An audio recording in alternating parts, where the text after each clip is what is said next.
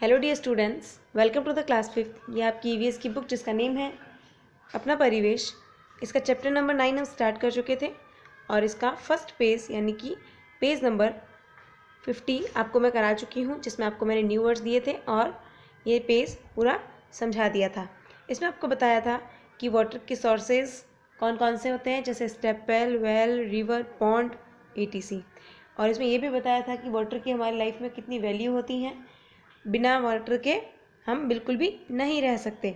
और उसके बाद आपसे कुछ क्वेश्चन पूछे थे मैंने, और इससे आगे भी क्वेश्चन थे वो छुड़वाए थे कि अगले वीडियो में देखेंगे। इसमें था कि आपके आसपास आपके लोकेशन में कोई लेक या फिर कोई वाटर सोर्स यानी डैम, पॉन्ड है तो उसका नेम बताओ और फिर उसके बारे में इंफॉर्मेशन बताओ। इसका फर्स्ट क्वेश्चन था what is the name of the source, यानी उसका नेम क्या है। और नेक्स्ट क्वेश्चन है जो आपका अभी इस पेज पे है, जो पेज नंबर है आपका 51। तो चलिए पेज नंबर 51 को हम समझते हैं। हाउ ओल्ड इट इज़, यानी ये कितना पुराना है। जिसकी हम बात कर रहे हैं ये कितना पुराना है, यानी इसको कितना टाइम हो गया। हु बुल्ट इट, यानी इसको किसने बनवाया, इसको बनवाया किसने था, वो भी आपसे पूछा है। ये क्वेश्चंस अलग अलग हैं और इसके आंसर्स भी अलग अलग होंगे, क्योंकि आप और मैं सब अलग अलग जगह से बिलोंग करते हैं और हमारे सबके आसपास जो वाटर के सोर्सेस है वो अलग अलग हैं। ज़रूरी नहीं है कि कोई चीज़ जैसे कि मैं बोलूँ वो आपके वहाँ पे भी अवेलेबल हो, है ना। तो चलिए आपसे जो क्वेश्चन पूछा है वो अपने हिसाब से आंसर दीजिएगा। फिर आगे पूछा है from where does the water come into it, यानी इसमें पानी कहाँ से आता है, इसमें पानी कहाँ से आता है।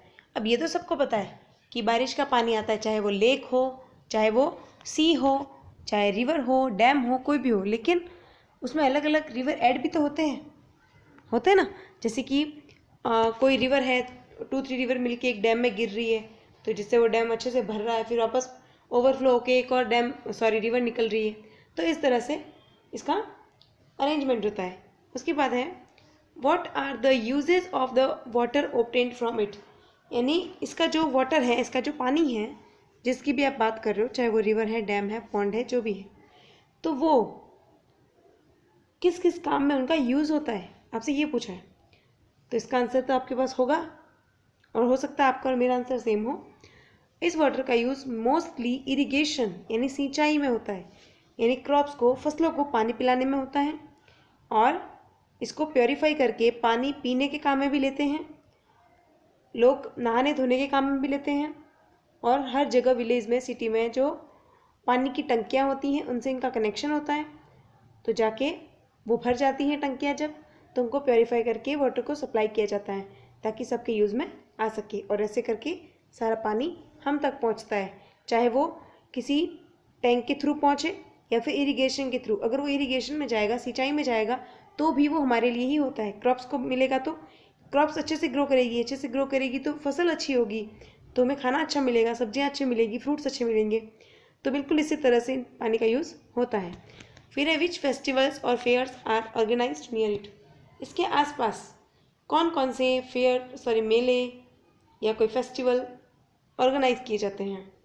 तो अब ये भी आप ही बताओगे कि आपके यहाँ कौन सा पॉन्ड है, कौन सा लेक है या कोई डैम है, और उसके आसपास अगर कोई मेला भरता है, अगर कोई फेस्टिवल सेलिब्रेट होता है तो वो आपको बताना है। अब आगे देखिए, in Rajasthan by understanding the importance of water, जैसे हमने लास्ट चैप्टर में पढ़ा था कि हमारे यहाँ पे राजस्थान में इम्पोर्टेंस ऑफ ट्रीज़, यानी ट्रीज़ की इम्पोर्टेंस समझ के जो ज़मीन होती है ट्री वाली, उसको ओरण भूमि बोलते हैं या फिर चारागाह बोल के उसको छोड़ा जाता है। क्यों उसको कंजर्व किया जाता है, क्यों, ताकि उसको कोई, चाहे भगवान के नाम पे ही हो, भले गायों के नाम पे हो, लेकिन उसको कोई नुकसान न पहुंचाए। तो बिल्कुल उसी तरह से राजस्थान में वाटर की इम्पोर्टेंस को समझते हुए the kings, rulers and the general public have together established and rich system in which one or more ponds are connected through the canals, यानी इस वाटर की इम्पोर्टेंस को समझने के लिए जो राजा महाराजा थे उन्होंने लोगों के लिए ऐसी नहरें बनवाई हैं, कैनाल्स यानी नहरें, आपको दिखा रही हूँ मैं, CANALS, कैनाल्स यानी नहरें, ये आपको मैं न्यू वर्ड्स में बता चुकी हूँ। उनको कनेक्ट किया हुआ है डैम से, पॉन्ड से, ताकि वाटर का सप्लाई अच्छे से हो। Each pond was filled with the rain water one by one and then the water overflows. अभी अभी आपको मैंने कुछ देर पहले बताया कि जो लोग हैं राजा महाराजाओं ने और उनके साथ लोगों ने मिलकर पानी को इकट्ठा करने के लिए, वाटर को इकट्ठा करने के लिए बहुत कुछ तैयारी कर रखी थी, जिससे जो पॉन्ड्स थे वो कैनाल से कनेक्टेड होते थे। उसके बाद धीरे धीरे एक एक करके सारे के सारे जो पॉन्ड्स हैं वो बारिश के पानी से भरते। उसके बाद फिर देखो क्या है, overflows out from that area. Overflow यानी होता है भर के पानी बाहर निकलना है, भर के जब पानी बाहर निकलता है उसे बोलते हैं ओवरफ्लो। तो उस एरिया से जब पानी बाहर निकलता था, सिमिलरली यानी बिल्कुल इसी तरह से the rain water is conserved in houses also. और इसी तरह से बारिश के पानी को लोगों के घरों में भी इकट्ठा किया जाता था। देखिए यहाँ पे पिक्चर में आपको दिखेगा, समझ में भी आएगा।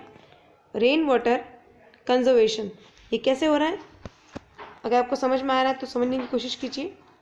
ये देखिए बारिश का पानी, ये बारिश हो रही है ऊपर, पिक्चर के थ्रू समझाया मैं।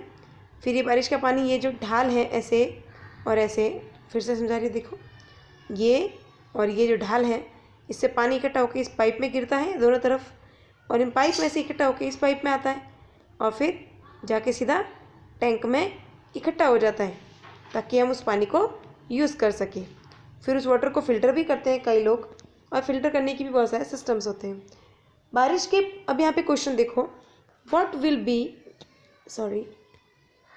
B the effect if the drains canals that come in the way of the flow of rain water are blocked. Drains यानी नालियाँ, मैं आपको पहले ही समझा चुकी हूँ, और कैनाल्स यानी नहरें। तो इसमें ये पूछा है कि जब बारिश के पानी जाने का जो रास्ता होता है, उसके रास्ते में जो नदी नाले नहरें आती हैं, अगर उनको रोक दिया जाए तो क्या होगा, तो उसका क्या इफेक्ट पड़ेगा। तो इसका आंसर है कि बारिश के पानी को बारिश के पानी के रास्ते में आने वाले अगर नालियाँ हैं, नहरें हैं, उनको अगर रोक दिया जाए तो क्या हो जाएगी, फ्लड यानी बाढ़ आ जाएगी। बाढ़ क्यों आएगी, क्योंकि पानी को जाने का रास्ता नहीं होगा। Number 2, is there are any big pond or dam in your nearby area. क्या आपके आसपास कोई बड़ा तालाब या बांध है, तो हाँ है, हमारे यहाँ जवाई बांध है। How many ponds canals are connected to us, और कितने पॉन्ड्स, कितने तालाब या नालियाँ उससे जुड़ी हुई हैं, तो ये भी आपको ही बताना है।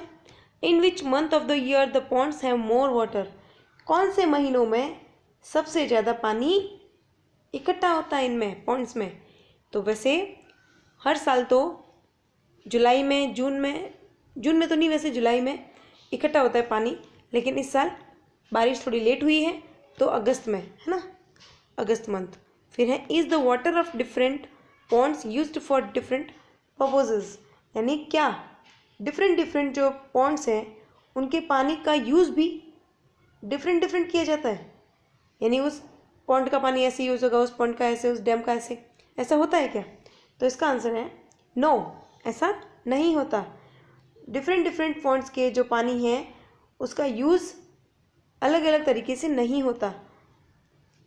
ऑलमोस्ट सारे जो पॉन्ड्स हैं उनका यूज़ ज़्यादातर इरिगेशन, IRRAGATION,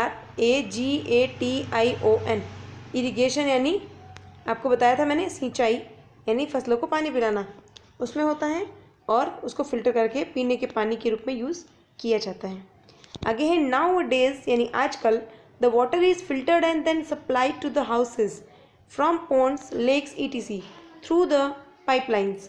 यानी आजकल क्या हो रहा है, जो लेक्स हैं यानी झीलें हैं, पॉन्ड्स यानी तालाबें हैं, उनका पानी को फिल्टर करके पाइपलाइन से जोड़ के उसको घरों तक पहुंचाया जाता है, और पीने का जो पानी है उसको प्योर करके, शुद्ध करके कई अलग अलग तरीक़ों से यूज़ भी किया जाता है। जैसे ये देखिए, you also must have seen different ways to purify the water like filtration through a cloth, boiling ETC। अब इस पानी को कैसे, किस किस तरीके से प्योर करते हैं, देखिए वो भी कपड़े से छानना, ये सबके घर में होता है, उबालना, उबालते भी है इसको, जिससे इसके सारे जर्म्स मर जाते हैं, और पानी में अगर फ्लोराइड भी है तो वो भी नीचे बैठ जाता है। फिर है दीज डेज यानी आजकल, the machines are also used to filter the water, और आजकल मशीनों को भी यूज़ किया जाता है पानी को फिल्टर करने के लिए। We can avoid many diseases only by having pure and clean water, अगर हमें बहुत सारी बीमारियों से दूर रहना है, यानी अगर हम सिर्फ पानी प्योर पी ले, अगर उसको उबाल के पी ले, हम पानी को फिल्टर करके पी ले, तो हम कई सारी बीमारियों से यूं ही बच जाएंगे, यानी ज़्यादा मेहनत करने की ज़रूरत नहीं है। कई सारी बीमारियां जो होती हैं वो हमारे सिर्फ गंदा पानी पीने की वजह से होती है। यानी अगर हम प्योर पानी पियेंगे, फिल्टर वाटर पियेंगे, तो फिल्टर का मतलब ये नहीं है कि बॉटल का वाटर या फिर बिस्लेरी बॉटल पिए, ऐसा कोई ज़रूरी नहीं है। आप चाहे तो वाटर को बॉईल करके भी पी सकते हैं। ओके, अब देखिए आपका होमवर्क क्या है। ये है आपका होमवर्क, यानी कि आपको मैंने लास्ट वीडियो में न्यू वर्ड्स करवाए थे, उसके जस्ट आगे आपको इसको क्वेश्चन 1 करके आप कर सकते हो, और डेट ऊपर यहाँ लगानी है आपको। ये क्वेश्चन 1 है पूरा, और इसमें बोला है कि fill in the blanks, heading नहीं है फिल वाली, लेकिन हमको समझ में आ रहा है। Learn, understood and now answer. Well, step well and handpumps the blank of drinking water, यानी कुएँ, हैंडपम्प और बावड़ियाँ, ये सब कौन से पीने के पानी का क्या है, ये तो सोर्स है। तो सोर्सेज इसमें फिल किया मैंने, ये आपको बुक में भी फिल करना है। We get the water supply for our households through taps and blank, यानी हमारा पानी हमें घरों में कैसे मिलता है, यानी घर में पानी किस तरीके से आता है, तो एक तो टैप्स यानी नलों से, और हैंडपम्प से। अ well is circular in shape, यहाँ पे मैं पॉइंट आई के ऊपर लगाना भूल गई हूँ, प्लीज़ आप लगा दीजिएगा यहाँ पे आई के ऊपर। A well is circular in shape and step wells is blank in shape, जो वेल यानी कुआं होता है वो तो राउंड शेप में होता है यानी सर्कुलर, और जो स्टेप वेल्स होती है बावड़ियाँ वो स्क्वायर शेप में होती हैं। Water is purified by filtration, boiling and blank, यानी वाटर प्योरीफाई करने के लिए एक तो उसको कपड़े से छाना जाता है, बॉईल किया जाता है, और क्या यूज़ करते हैं, आजकल मशीन्स भी यूज़ करते हैं। ओके, तो आपका आज का होमवर्क आपको बुक में भी फिल करना है।